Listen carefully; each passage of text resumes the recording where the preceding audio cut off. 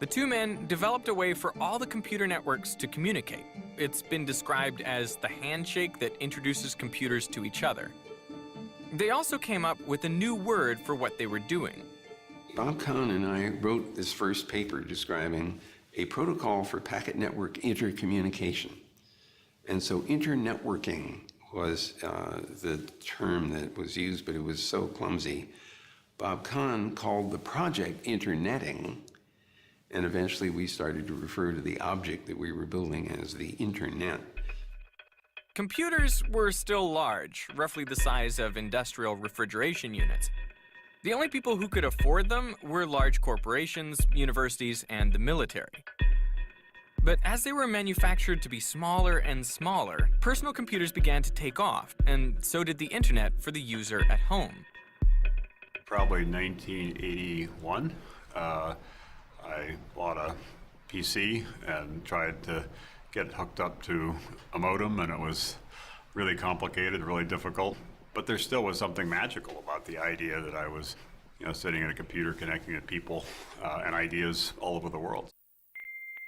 The standard speed of connection was 56 kilobits per second, so uploading a video or even a photo took a ridiculously long time. People were complaining it was too slow, and we're going to fix that with the cable modem. Jim Phillips was an executive at Motorola in the mid-1990s when they developed a way to speed things up. Now we looked at all these cable companies, and they had this way of communicating via hybrid fiber coax. Back in those days, they called it TV wire. What that gave us was really high-speed data, which we hadn't experienced before. And the best part, no more phone lines. Suddenly, you could download audio, you could download video even. Once you were connected, you could also join discussion groups and send email.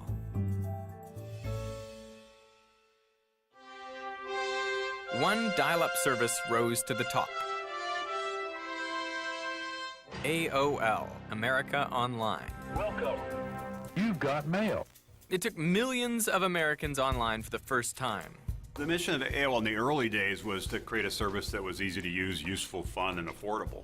But the broader mission and sort of the real mandate that was driving us, we really believed the internet could be as important in people's lives as the telephone or the television, but even provide more value. To attract new customers, AOL used a brilliant marketing strategy. Honey! The new AOL disc is here. Remember those CDs? AOL just gave them away, so people could load up the software and connect to the network. Millions signed up. At one point in the 1990s, half of all the CDs produced on Earth were from AOL, and users discovered new ways to find each other. For us, the community was everything. It was how do we create a whole suite of tools? So it started with email. It also was message boards and forums, things like that. But we also thought the real-time communication was important. So initially, we launched People Connection, sort of chat rooms. Then we created instant messaging. AOL provided a gathering place for groups of people with shared interests. They could see all the traffic of so many communities coming online, so whether it was iVillage with women, or Blackberry Creek with young children, or Net Noir, the African-American community, LGBT community with Planet Out. I used to call it the two-thirds rule. More than two-thirds of their traffic was people just talking to each other in their platforms, in a chat room, message board, etc. I used to even joke that I'm kind of like not just the CEO of the company, I'm kind of the mayor of the community. We asked a question in 2004 of a lot of experts. What is the most surprising thing about the growth of the internet? And they said the spread of the web itself was what stunned them, just that so many people had so much to say. And of course, there's a lot of cat videos in that, and a lot of cat pictures. Kittens, inspired by kittens. But there's also sort of profound sharing. My shirt matches the boxes behind me. I'm gonna change. Yeah, I think that's better, although I wonder if we can take it down a button. No. One of the most famous to upload his life is John Green. John's best-selling novel, The Fault in Our Stars, became a hit movie. But millions feel like they know him personally because for years he's run a YouTube channel. You're very, very tall. Yeah, I know, and very white in this picture.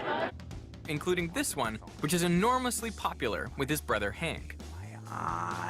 From January 1st to December 31st, 2007, John Green and his brother Hank ran a video blog project they called Brotherhood 2.0.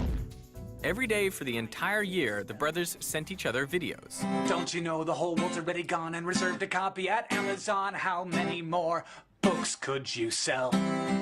I got to hang out with John, and we reached out to Hank. And good morning, Hank. It's Thursday, May 5th. All right. One more time. Yeah, 1, 2, 3. Good morning, Hank. It's Thursday, May 5th. It's your birthday. Happy birthday. Cool. All right. I am rolling. We're rolling on sound. You like that? Great. All right. Okay. So, tell me how you decided to put your first video on YouTube.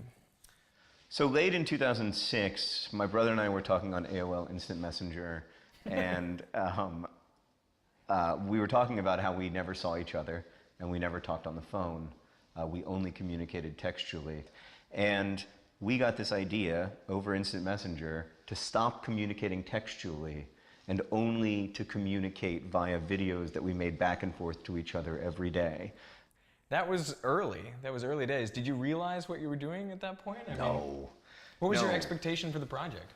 I remember when Hank uploaded the first video and a couple days later we had 450 viewers. I remember thinking, where did these 450 people come from? It just felt huge to me.